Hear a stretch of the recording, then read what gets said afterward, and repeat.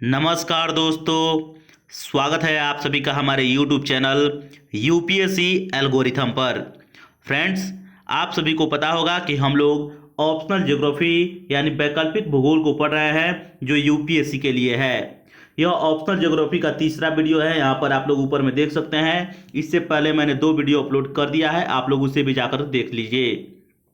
Optional geography के अंतर्गत हम लोग सबसे पहले भौतिक भूगोल को पढ़ रहे हैं और भौतिक भूगोल के अंदर की चीज़ों के बारे में हम लोग सबसे पहले बता दें आपको कि भौतिक भूगोल के अंदर हम लोग पढ़ रहे हैं जियोमॉर्फोलॉजी यानी भू आकृतिक विज्ञान।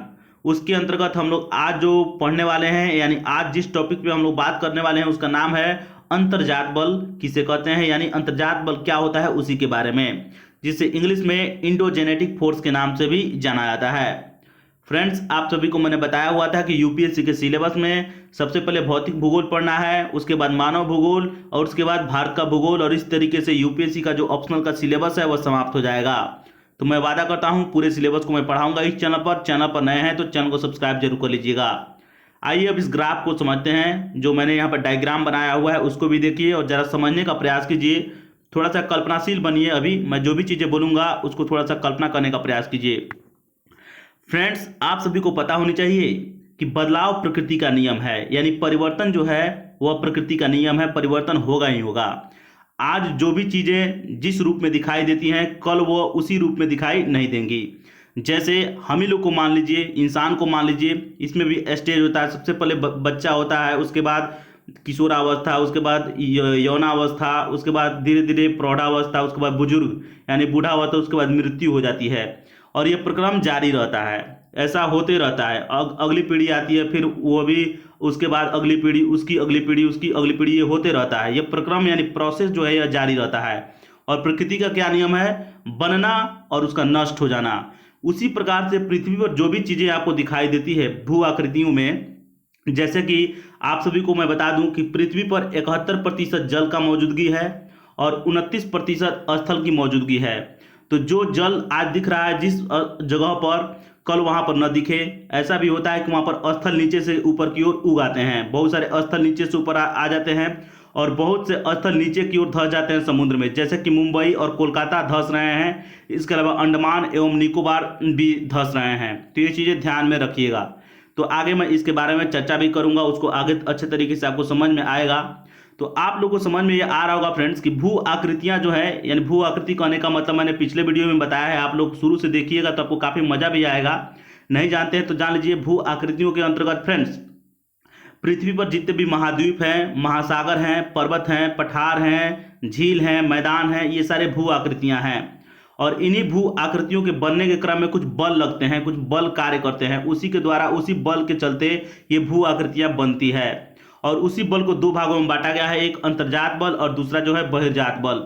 अंतर्जात का मतलब होता है आंतरिक भाग से पैदा होने वाला बल, यानी पृथ्वी के गर्भ की ओर से, यानी पृथ्वी के अंदर से जो बल पैदा होता है उसे अंतर्जात बल कहते हैं। और पृथ्वी के जो बाहर से जो बल पैदा होता है उसे बहिर्जात बल कहते हैं। लेकिन यहाँ पर अभी हम लोग अंतर्जात बल पर फोकस करेंगे, बहिर्जात बल पर ज़्यादा बात नहीं करेंगे। अंतर्जात बल हमारा टॉपिक है। अगला वीडियो में हम लोग बहिर्जात बल पर बात करेंगे। कभी कभी क्या, सीरीज में तो आगे पढ़ना ही है बहिर्जात बल को भी, तो हम लोग आगे बात करेंगे।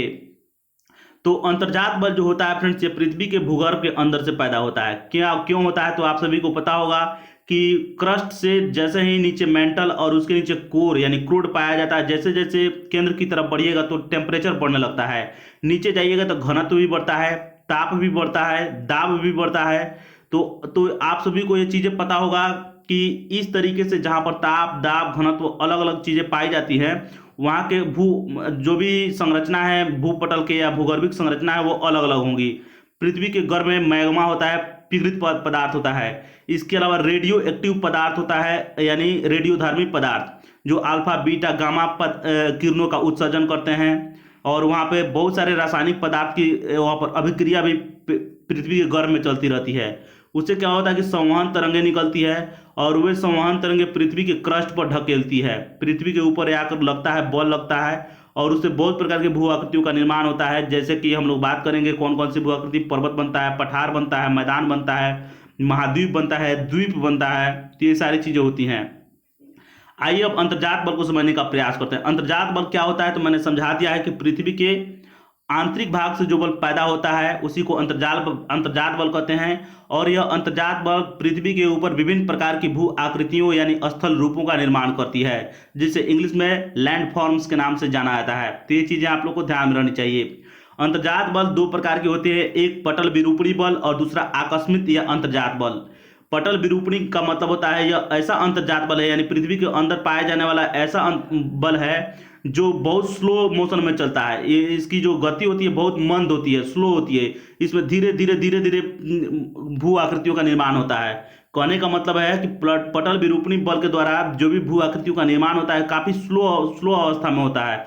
जैसे कि पिछले 100 वर्षों में माना जाए तो आप लोग जब यूरोप का नक्शा देखिएगा तो उसमें स्वीडन जो दिखेगा, स्वीडन, नॉर्वे और फिनलैंड, उस इलाके के जो चबूतरे हैं लगभग 108 मीटर से भी ऊपर उठ गए हैं। 108 मीटर कम नहीं होता है फ्रेंड्स, ध्यान रखिएगा। 100 मतलब 100 वर्षों में, एक शताब्दी में नोट किया गया है कि 108 मीटर की ऊंचाई पर उनकी नीचे से ऊपर की ओर वे उठ गए हैं। तो ये चीज ध्यान रखिएगा। ये उठना ही नहीं, बहुत जगह पर धसाव भी होता है। जैसे कि मैंने मुंबई को बताया था कि मुंबई धस रहा है, धीरे धीरे कोलकाता धस रहा है। ये चीजें समुद्र के नीचे जा रही हैं, तो ये चीजें ध्यान में रखिएगा। तो पटल विरूपणी बल यानी पृथ्वी का वैसा अंतर्जात बल, पृथ्वी के अंदर पाया जाने वाला वैसा अंतर्जात बल जो पटल विरूपणी, पटल का मतलब जो पृथ्वी की सतह का ऊपरी भाग होता है उसी को पटल बोलते हैं। तो विरूपणी का मतलब रूप का जो परिवर्तन करता है, और बल यानी स्लो मोशन में परिवर्तित करता है, काफी मंद मोशन में परिवर्तित करता है। मंद गति या स्लो मोशन या मंद गति उसी को बोलते हैं। इससे क्या होता है, तो इससे दो चीजें का निर्माण होता है, महादेशजनक, उसके बाद पर्वत निर्माण होता है। इसको समझ लीजिए पहले। पटल विरूपणी से क्या होता है, एक तो महादेशजनक बल जिससे कि महाद्वीपों का निर्माण होता है, और दूसरा है पर्वत निर्माणकारी बल, पर्वत का भी निर्माण होता है। तो इसको समझ लीजिए। पटल विरूपणी से क्या होता है, बहुत मंद चलने वाली प्रक्रिया है, ये तो मैंने बताया। इससे एक तो महादेश बनते हैं, महाद्वीप बनता है, महासागर बनता है। ये दो चीजें, इसमें उन्मज्जन और निमज्जन काम करता है। उन्मज्जन का काम अर्थ होता है उत्थान, और निमज्जन का अर्थ होता है अधोमुखी या नीचे की ओर धंसना।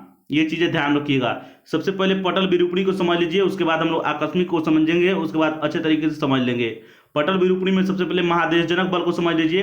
पटल विरूपणी बल में भी महादेशजनक होता है और दूसरा होता है पर्वत निर्माणकारी बल। तो महादेशजनक कहने का मतलब वैसा पटल विरूपणी बल जिसमें महाद्वीपों की उत्पत्ति होती हो, जिससे महाद्वीप की उत्पत्ति या बनावट होती हो, उसे महादेशजनक बल कहते हैं। और वैसे पटल विरूपणी बल जिससे पर्वतों का निर्माण होता हो उसे पर्वत निर्माणकारी बल कहते हैं। जैसे कि हिमालय पर्वत बना हुआ है, आप सभी को पता होगा। इसके अलावा इंडिज पर्वतमाला है, रॉकी पर्वतमाला है, ये चीजें आप सभी को पता होगा। अब महादेशजनक बल के बारे में जान लेते हैं और फिर समझेंगे पर्वत निर्माणकारी बल को। तो सबसे पहले महादेशजनक बल को समझिए। महादेशजनक बल में उन्मज्जन होता है या निमज्जन। जो तटवर्ती इलाका होता है, मान लीजिए यह कोई भू आकृति है, भूपटल है, और इधर की तरफ महासागर है और यह स्थल भाग है। यह द्वीप, आपको कह सकते हैं इसको महाद्वीप है, और यह महासागर है। तो यहाँ का भाग जो धंसेगा नीचे की तरफ, तो यह धंस सकता है कुछ लेकर, और नीचे धंसेगा तो उसी को हम लोग बोलेंगे निमज्जन या अधोमुखी। या जब नीचे से ऊपर की ओर उठेगा, नीचे से जब बल लगेगा, पृथ्वी के आंतरिक भाग से जब बल लगेगा, उसी को तो हम लोग बोलते थे क्या, पटल विरूपणी बल, या उसी को अंतर्जात बल। तो अंतर्जात बल का जब प्रभाव पड़ता है तो नीचे से ऊपर जब लगाएगा बल तो कहीं का भाग उठ जाएगा। अब जब उठेगा तो नीचे का जो भी मटेरियल है, जो समुद्र के बीच में से जैसे द्वीप निकल कर आ जाता है ऊपर की तरफ, तो जब उठेगा तो समुद्र का जो भी कचरा होता है, नीचे का जो भी वहाँ का जो भी पदार्थ होता है, समुद्री पदार्थ, वह ऊपर की तरफ ले जाएगा और पर्वत के रूप में निर्माण हो जाएगा, या कुछ ना कुछ द्वीप का निर्माण करेगा।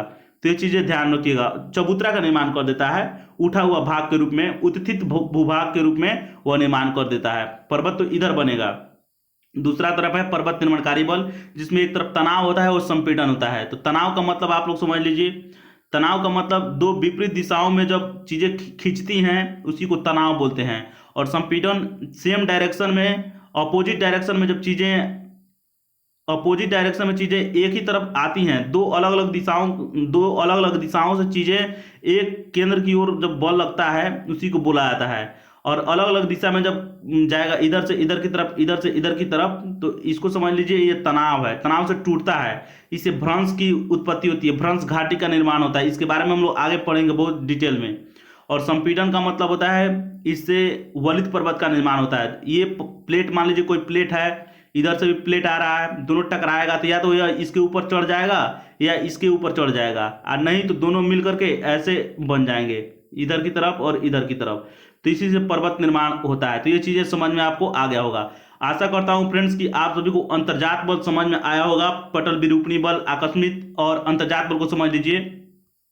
इसको समझ लीजिए, एक तो पटल विरूपणी काफी मंद चलने वाला बल है, वो अंतर्जात बल।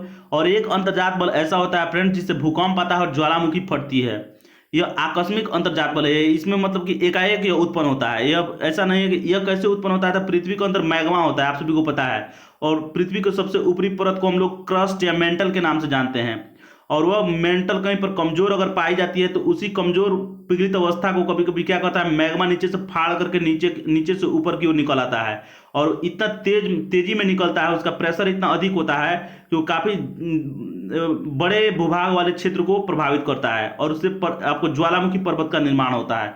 तो ये चीजें आप लोगों को समझ में आ गया होगा। पटल विरूपणी बल क्या होता है, आकस्मिक अंतर्जात बल क्या होता है, इसके अंतर्गत भूकंप और ज्वालामुखी होता है। तो ये चीजें सब सारी चीजें आप लोगों को समझ में आया होगा। फ्रेंड्स, वीडियो आपको अच्छा लगा हो जरा सा भी तो लाइक कीजिएगा, अपने दोस्त में शेयर कीजिएगा। मिलेंगे फिर नेक्स्ट वीडियो में। नमस्कार, धन्यवाद।